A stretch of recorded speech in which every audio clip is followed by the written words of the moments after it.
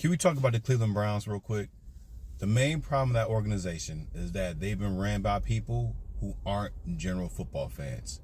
I know that sounds crazy for an NFL franchise to be owned and operated by people who are not football fans or who don't follow the sport, but that's the truth. Now, I'm not going to blame Jimmy Haslam for everything. Of course, they were losing before he got there, but he bought the team like in 2013. What people don't realize is that he was part of the Pittsburgh organization, or he kind of was like in the circles of the owners of the Steelers. But what came out was that he really didn't follow that organization. He really didn't like try to learn how to actually run a football franchise. He was kind of just there, just kind of like being a co-owner, part owner type thing. And it's like, oh, well, let me run my own team. But that's part of the problem. When you run your own team and don't actually learn how to actually run an organization, it becomes basically you get the results what you get now. And I know people say, well, Pilot Flying J, he was, rich dad. Well, that's something else. That's managing truck stops. This football is a whole different animal. And when he was with the Steelers organization, he never actually learned how to actually run an organization football. And then he proceeded to hire people like Sashi Brown, who had no football experience in drafting players.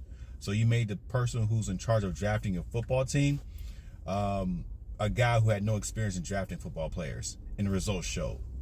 Also, when he first got here, he hired a search firm to help, get insight into drafting a quarterback.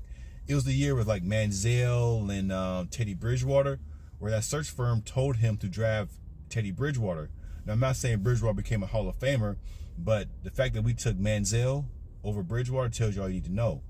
And also that the Cowboys, Jerry Jones, passed on Manziel when Manziel's right there available. Remember, he played in Texas. That should have been another red flag for the Browns to say, no, we're not taking Manziel. I don't care how many text messages he sends to our quarterback coach telling us that he wants to wreck this league. We're not drafting Manziel. But this is just some of the mistakes that have happened under the ownership of Haslam. And also, to that point, they also drafted, I remember, Corey Coleman, who was like 5'10" and 170 pounds in like the first 5 picks of the draft. He was a wide receiver. How many Hall of Fame receivers do we have that were 5'10" and 175 pounds? Not many. Needless to say, he flamed out and didn't make it in the league long.